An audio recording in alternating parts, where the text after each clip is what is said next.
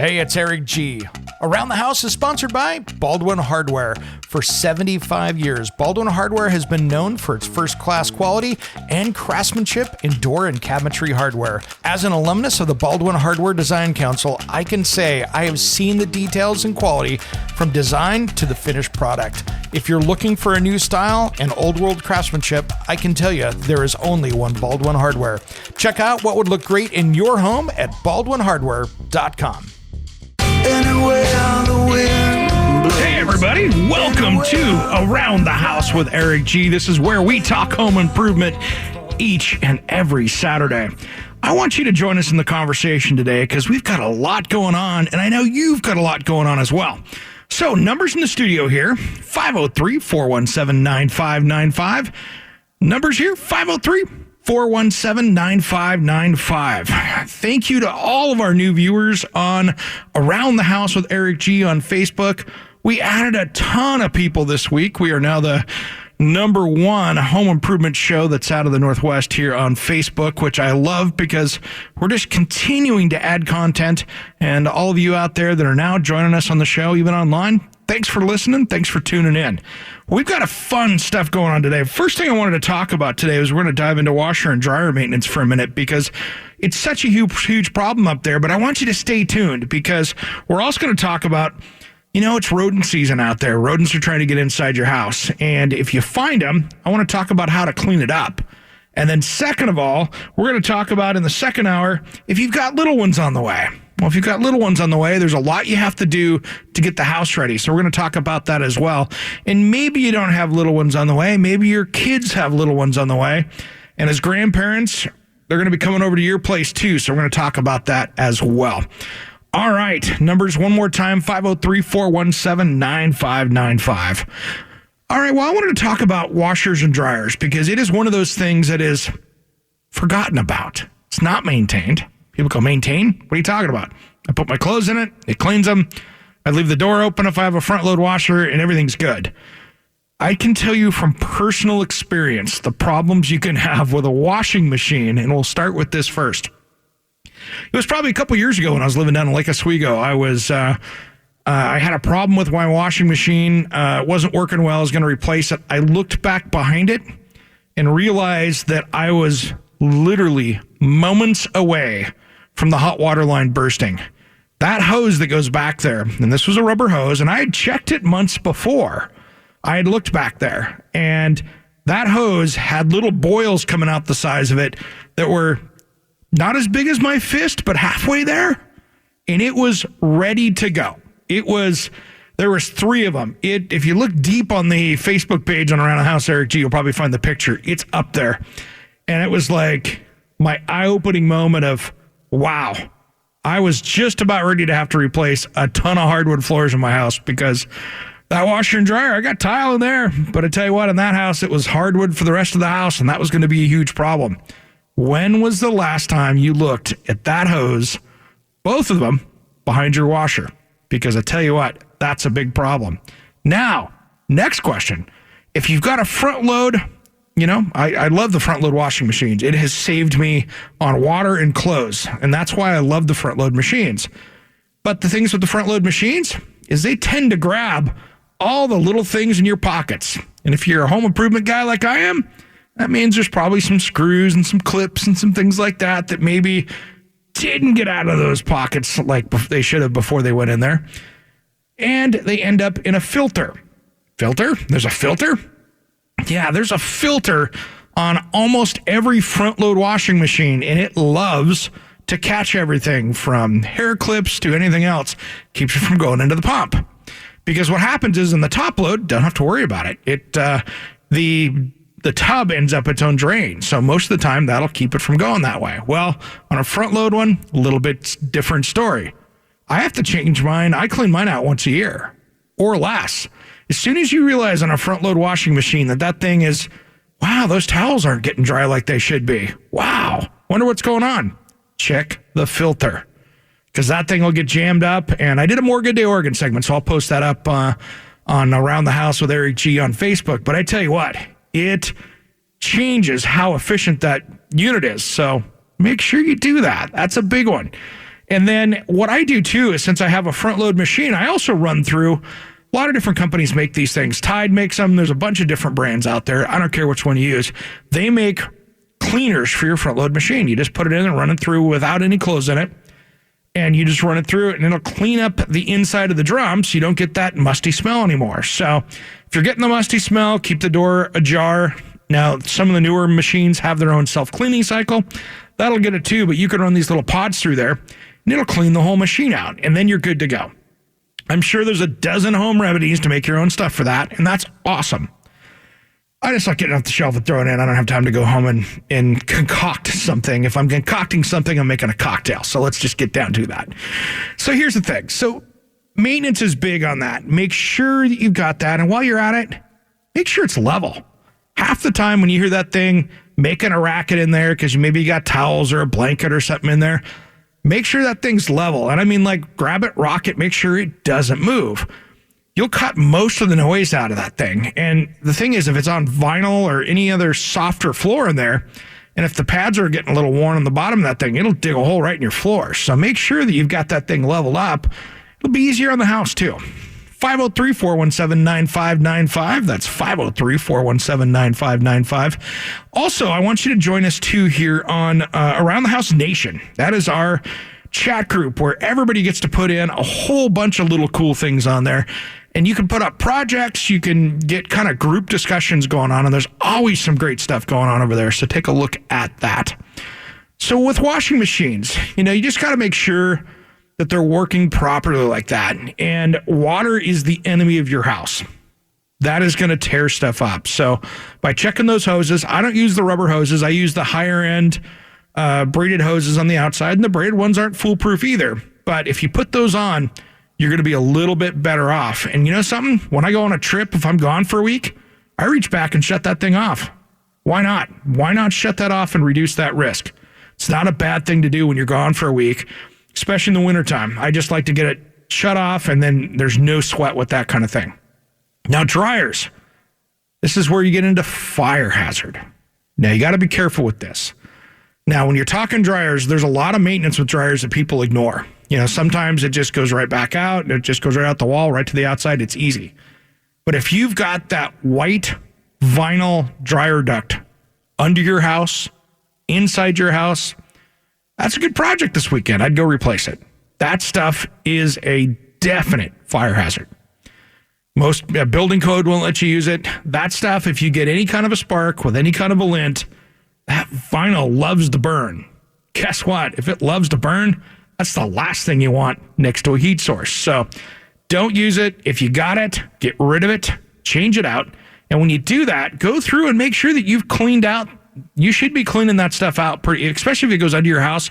So many homes have got 40 or 50 feet of dryer duct. Guess what? The longer that goes under the house and goes outside, less air pressure you have. It doesn't work as well. Make sure you get that stuff cleaned out. There are companies out there that will do this for you. I don't know much about them, but I've seen the cars driving around out there that are doing this, and all they do is dryer duct repair, cleaning. If you're not comfortable doing it, hire a professional. But if you get that knocked out, you're going to have a heck of a safer house, and nobody wants a fire in their house from a dryer. So be careful with that stuff, and we'll talk about our next subject when we come back. 503-417-9595 is the number in the studio, just as soon as Around the House returns. Welcome back to Around the House with Eric G. This is where we talk home improvement each Saturday afternoon. Want you to join us in the conversation. It's nice when you join us with your questions. I don't care if you've got water in a basement or if you got a fence that's blown down or don't know how to fix that toilet. We're here to help you at 503-417-9595. That's 503-417-9595. Make sure you like and follow our Facebook page, Around the House with Eric G. And you can also find us on Instagram, Twitter, and if you miss any of the show, check out the podcast all over the interweb. You'll find it out there someplace because I think we're on just about every single format out there. Hey, if you need a solution for your foundation repair restoration problems, contact Western Construction System for a free assessment. The integrity of your foundation is their specialty guaranteed, and that is CCB number 94222. And with these rains, I got a feeling those guys are going to be busy out there, because with the rains coming back into the Pacific Northwest, that's when everybody's water in the basement and crawl space problems start happening. So we are getting into their busy season for sure. All right, well, I want to talk a little bit about here this hour how to clean up after rodents. And, mice, rats, all of those things, we are back in that season again. And it's not like they're out of season, but right now with fall coming in, you're going to find them trying to find nests. They're trying to get inside your home. So it's a really good time to go through and do a quick little check outside your house to make sure that they're not getting in there. Storage sheds, storage units, wherever else, trying to make sure that they're staying out of those nesting areas, because there's a lot of good materials out there. Now you actually have some really cool spray foams that are rodent resistant, where I don't know if what they're putting in them, but it's a spray foam that I think they put some kind of hot pepper in it that they won't bite into, and they won't dig it out. So you can use that for sealing up around the house. And with any spray foam, put on your gloves and use a little common sense when you're using it. But that's going to be a big one on keeping things, dialed in and keeping those rodents out of there. But here's the thing. The biggest thing that I want you to remember when you're cleaning up after rodents is, unless you've got a very expensive commercial HEPA filter on your vacuum, do not vacuum it up. Because all you're doing is taking all that HANA virus or whatever else that's in that, and you are blowing that around your house like you're trying to spread it out equally. Keep the vacuum away.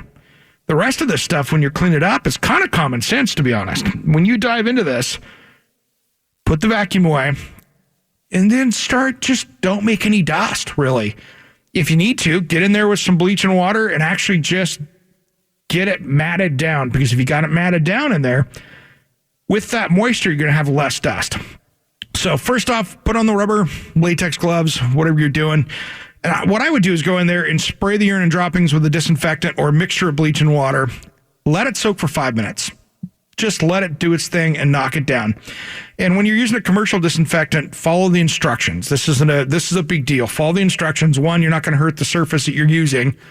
And two, that it's actually, if you're using it correctly, you're going to be good. Now, after the rodent and droppings and stuff have been removed, go back and disinfect all the items in that area, including your cleaning tools that you just used to clean it up. And then put it all in a double bag, garbage bag, put it back out, in your trash to the curb. Just get it out of the house, make it gone. These things really aren't that big a deal, but when you've got it on stuff, if you can't disinfect it, guess what? It's probably time to throw it away. Now, there are things you can do with commercial companies and come in and they can use UV light and stuff like that. If you've got something that is very important to you, maybe it's a memento or stuff like that, but treat this stuff very carefully, because when you're dealing with rodents and things like that, this stuff can be a serious health hazard. It's not like you're dealing with skunks and squirrels and that kind of stuff. Those have their own things when it comes to droppings, but really watch those mice and stuff. As our phone screener producer Steve said, Hanavirus is like the U.S. version of Ebola. Got to be careful out there, guys. This stuff will make you very, very sick. I want to get your calls today, 503-417-9595. That's 503-417-9595. What are you working on today out there? You working on, it's kind of a nice day here in Portland at the moment. I know everywhere else in the Northwest, you got everywhere from thunderstorms to kind of sunny days out there. So I'd like to hear what's going on. And as well as if you're missing any of this show, I want you to jump over and listen to the SoundCloud or iTunes or anywhere else. You can catch the show after the show ends. We'll have it up on our podcast a little bit later on. So here's the thing with, as well as when you're dealing with rodents out there, and I did another one of these segments on Morgadale, Oregon, on this subject. When you're out searching, trying to find out where they're coming in, you'd be surprised. They can actually get in a hole the size of a pencil.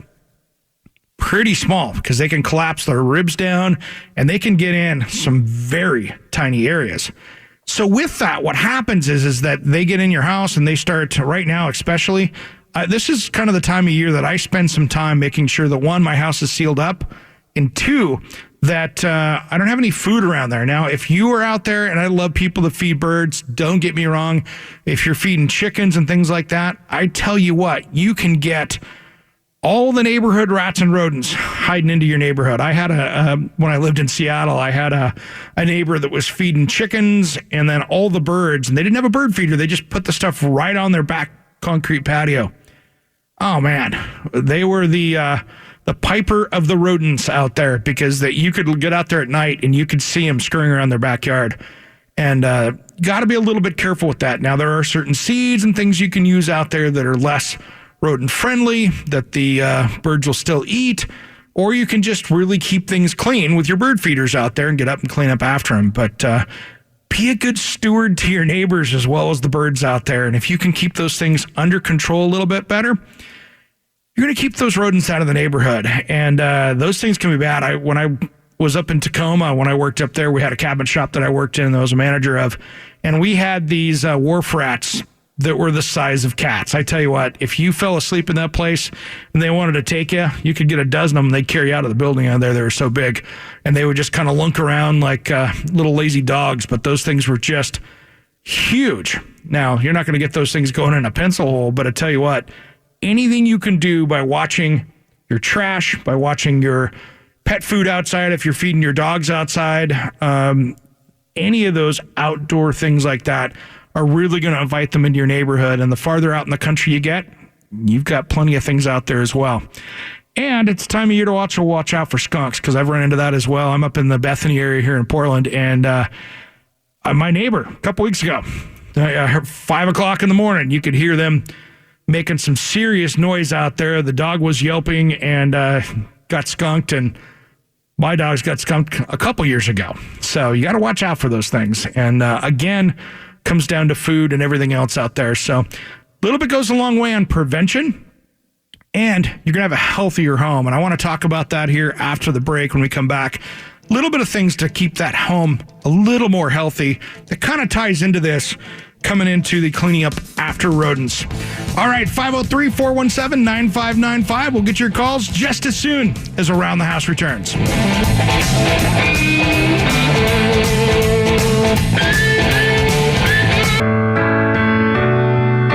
Tell me everything and lay it all on me. Welcome back to Around the House with Eric G. This is where we talk home improvement each Saturday afternoon. Listen to a little bit of Jade right there. He's in the studio right now, and there's going to be some new stuff coming out that I've already been listening to that's going to be great. So you can see this kid on my Facebook page, Around the House with Eric G. We post stuff up there from time to time. All right, we've been talking about mice and rodents and all those little things that, can create a heck of a mess around your house. Numbers in the studio, 503-417-9595. That's 503-417-9595. All right. I tell you what, the one thing when you're dealing with mice and rodents is going to be just being clean and healthy with it. And common sense goes a long way. So it's just one of those things that, sometimes you need a respirator if you got a really bad situation in there. And it's surprising. Sometimes you almost have to bring somebody in to help find those with you, because I've noticed with people, I've walked into homes and you've had big, serious problems with pests and stuff. And I can smell the ammonia burn on my nose, but the people living there can't. Oh, I have a pest problem? And it's surprising how just basically used to people get to that smell. So sometimes even bringing in somebody that doesn't live in the house to help you kind of find the problem will help a long way. Well, hey, I want to say this segment Around the House is brought to you by Dare Homes, building quality custom homes throughout the Pacific Northwest for nearly 50 years. Find a design center near you at adarehomes.com, and that's CCB number 593. Now, one of the things I want to talk about, just kind of within, I'm going to expand the subject a little bit to a little bit more of a healthy home. And there's some things that we need to think about, especially this time of year. When we're talking this time of year, we're coming into fall. And with fall, we tend to close up the doors a little bit more. You know, we had the doors closed up maybe for the air conditioning when people are out there, but we get we're opening things up. But here on the west side, what happens is we end up having a significant problem with mold. Now, you'll get it over on the eastern side as well because, you're closing it up because it's cold outside. Ventilation can be one of your best deterrents from getting mold going. Great example. If you've got that, let's say it's the master bathroom in there and you've got a really janky old fan in your bathroom. And maybe it's the builder one that it came in with. It's loud, it's noisy, and it just kind of works.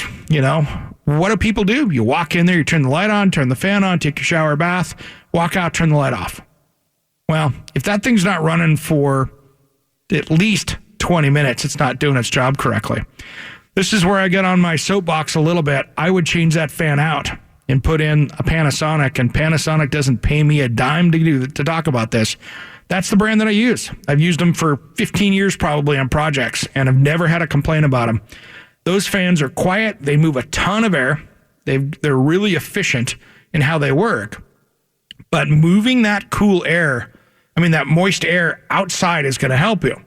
Now, one thing you're going to run into sometimes, especially in the colder climates, you'll see that they're not ducted outside correctly. That's one thing, too, is make sure that's not dumping out into your attic space, because now you're going to create mold, and that's a heck of a health hazard that you don't have to clean up in that attic.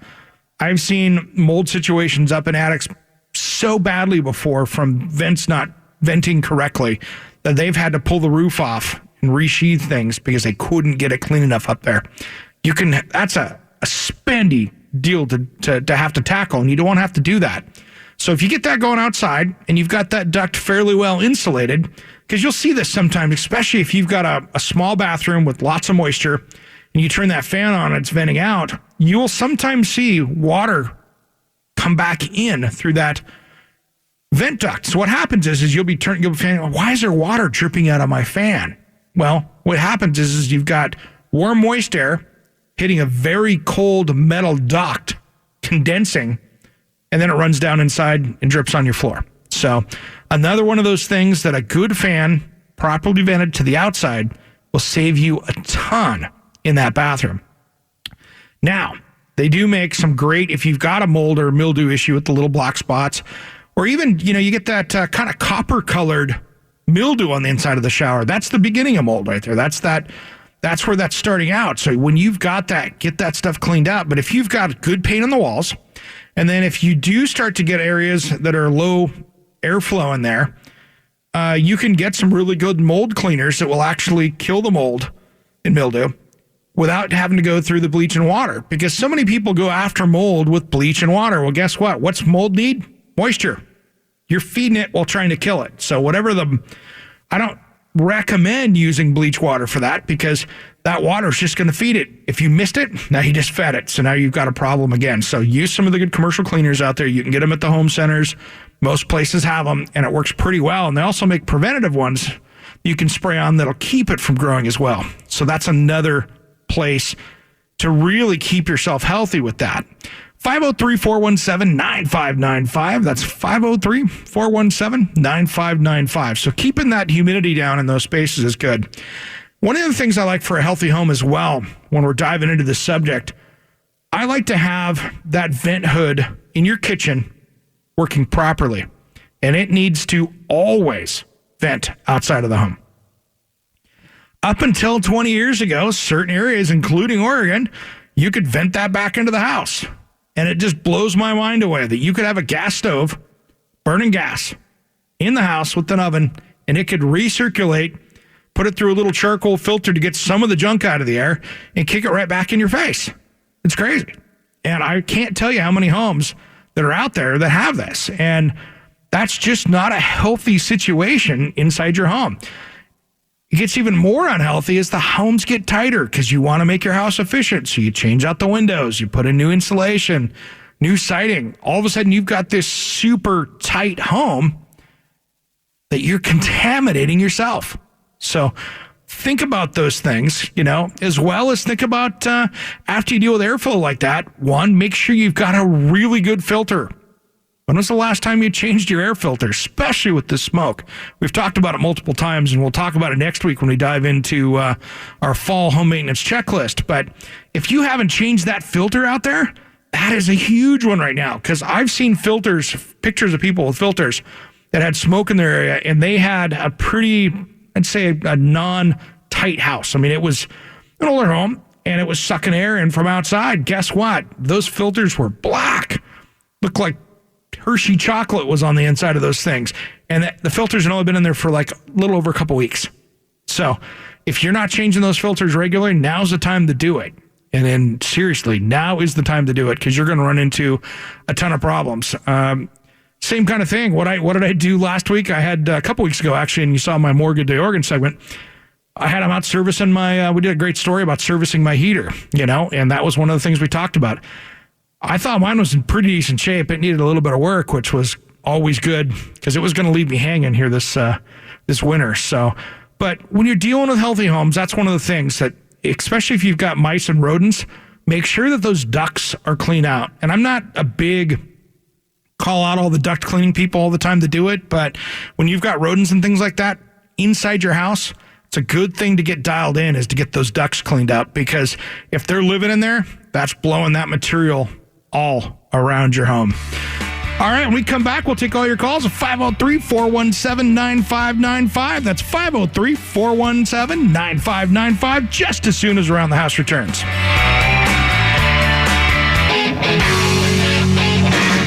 Welcome back to Around the House with Eric G. Happy Saturday to everybody else out there. Love to get your calls. 503-417-9595 with all your home improvement questions out there. 503-417-9595. And make sure you head over to Facebook, Around the House with Eric G. I just posted up some information from the CDC up there. A nice post on how to clean up rodents and go into the details that we've been talking about a little bit earlier. Let's talk about what Becky has to talk about in Milwaukee. Welcome to Around the House. Thank you. You have all my problem topics on your show today. Hey, about the bathroom fan. My house was built in 1978. I just got new tile around my bathtub. It's making noises. It's about an 8 by 8 inch, kind of a off-white looking thing. I want to get rid of it because do I have to have somebody go? It's really far away from the crawl space in the attic to get to that bathroom. Can you put them in through the bottom, or do you have to?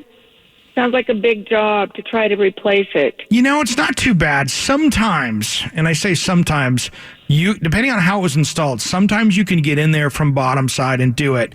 But it's really hard sometimes because if they kind of put it in correctly where they put the hood up in there, they put the whole unit up in there, and then it goes into that metal tube that goes outside. Right. If they put screws in through the outside of that up there and taped it like most professional installers would put it in, pretty tough to get that in and out up there with doing it that way. Now, some people use flex. Do the screws? Well, here's what happens. Screws in? Well, those are just little metal screws, sheet metal screws that hold the duct together up there with it. Okay. But when in doubt, you can have a heating air conditioning company come out and do that. It's not too expensive to have a professional come knock that out if it's beyond your ability to get up into that area. What about the size-wise? Do you think they'll have to cut the sheetrock different than the existing hole? Probably not, but that's really easy, to be honest, because you're just cutting out and making a little bit bigger hole.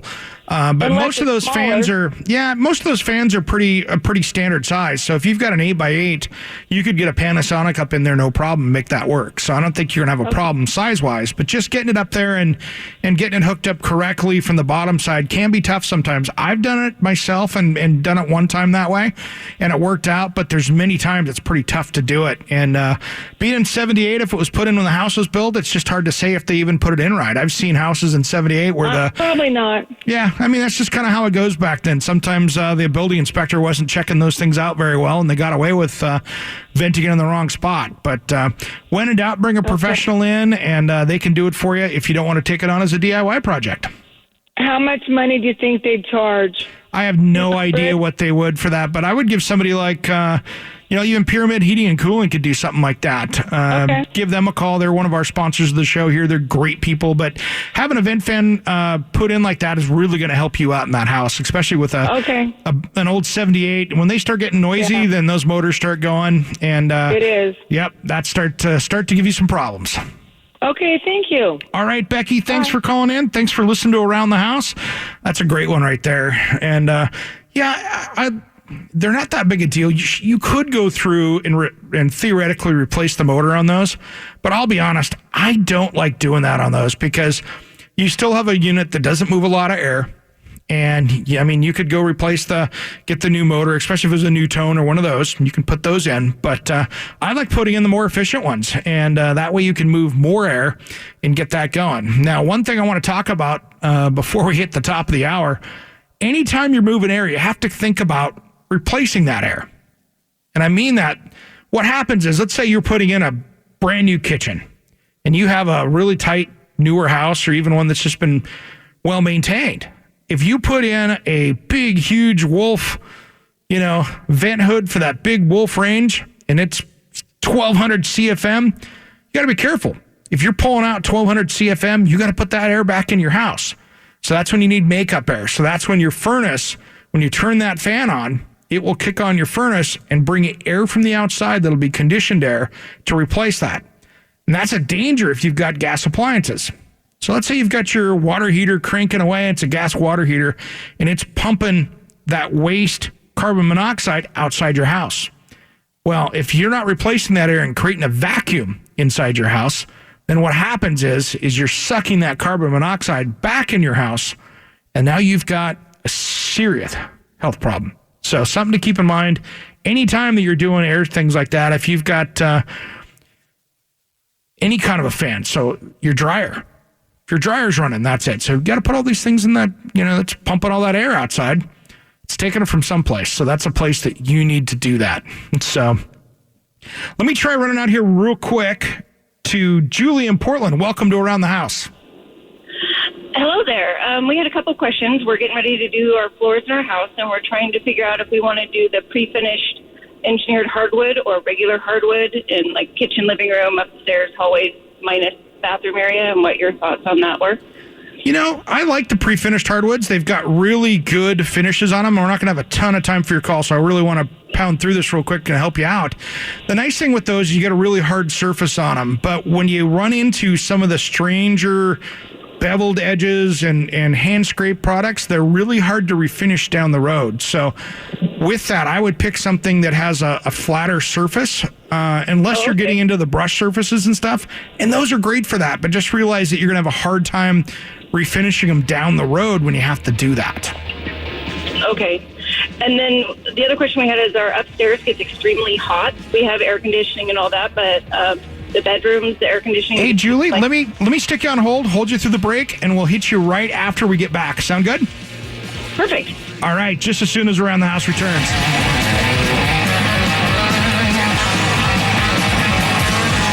We have some exciting news about the Around the House podcast. Do you want to be an Around the House insider? Our premium membership gives you early access to the weekend podcast, exclusive access to our back catalog of shows, special email access to me, Eric G., with your own home improvement questions with a priority email address, plus exclusive new shows and extended content. Click down into the podcast show notes for the link to the Around the House Insider membership for less than the price of a beer at happy hour. Join me for this limited amount of exclusive members. And thanks for listening to Around the House.